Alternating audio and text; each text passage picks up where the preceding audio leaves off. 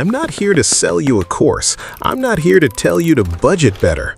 I'm here to tell you something your bank will never admit. The reason you keep losing money isn't stupidity, it's biology.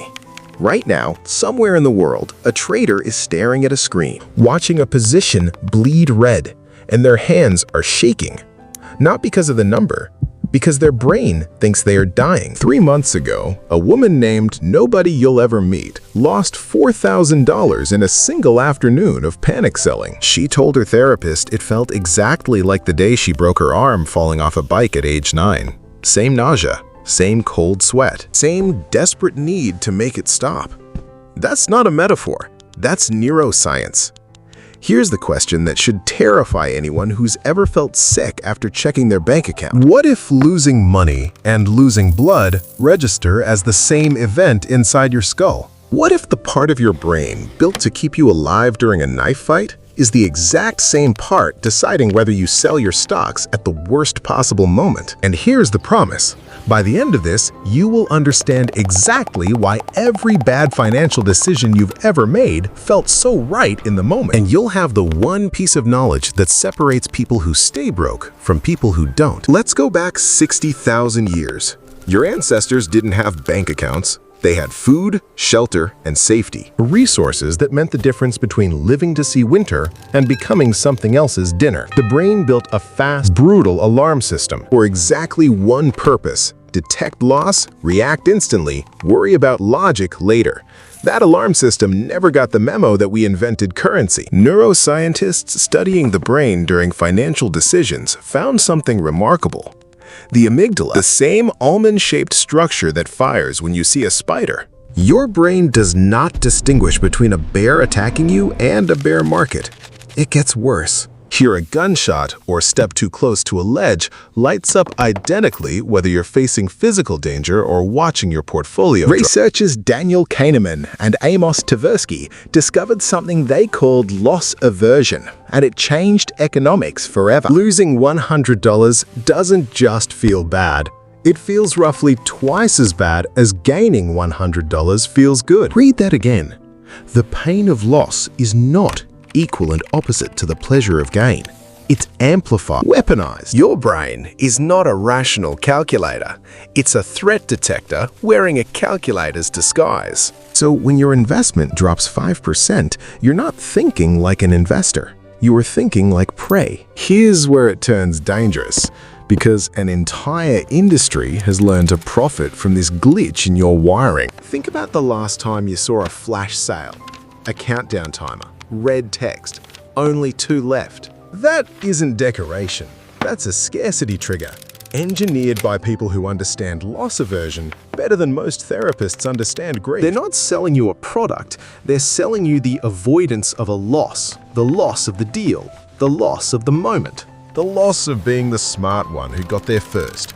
Casinos do the same thing with near misses. Your brain doesn't register that as a loss. It registers it as almost a win, and almost wins release dopamine almost as powerfully as real ones. You're not gambling on random chance.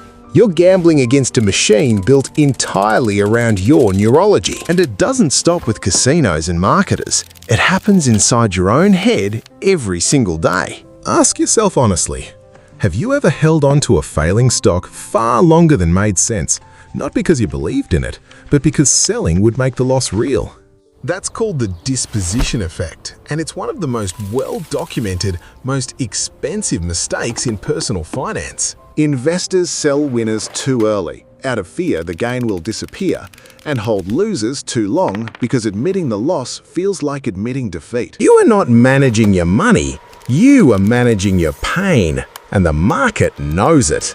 High-frequency trading systems are specifically designed to trigger panic selling in retail investors during dips, because someone, somewhere, has to buy low when you sell in fear. Your amygdala isn't just costing you money, it's transferring your money to someone calmer. So here is the turn.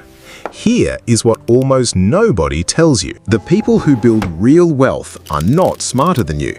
They do not have superior willpower. What they have is a system that removes the decision from the moment of maximum emotional hijack. Warren Buffett didn't become one of the wealthiest people alive by feeling less fear during a crash. He felt it.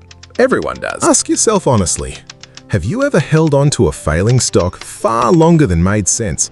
Not because you believed in it, but because selling would make the loss real. Neuroscience confirms this works. Studies on cognitive reappraisal show that simply labeling an emotion, saying, "I'm feeling loss-related fear right now," instead of acting on it, reduces amygdala activation within seconds.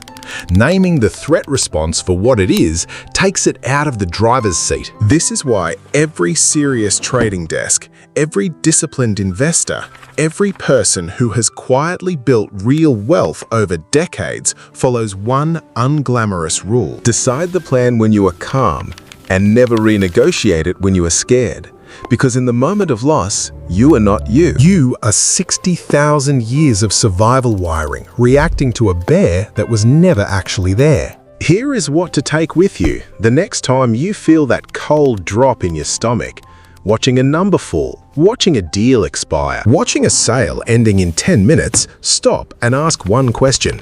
Is this actual danger, or is this my amygdala mistaking money for survival? That single pause is the difference between the people who get quietly wealthy over 30 years and the people who stay one panic sell away from broke forever. Your brain isn't broken. It's just fighting a war it was never built for, with rules nobody explained to you until now. If this rewired your way of thinking about money, you already know what to do next. Follow this channel for the next hidden mechanism they never taught you in school.